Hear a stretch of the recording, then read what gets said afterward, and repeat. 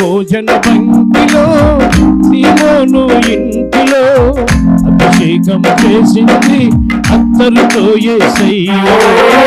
కన్నీళ్లతో పాదాలు కడిగింది, కన్నీళ్లతో పాదాలు కడిగింది, తన కుళ్ళతో పాదాలు తుడిచింది, తన కుళ్ళతో పాదాలు తుడిచింది.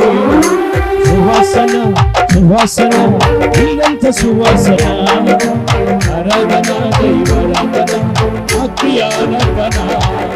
సువాసన సువాసన ఇల్లంత సువాసన, ఆరాధన దైవారాధన అక్రియారాధన.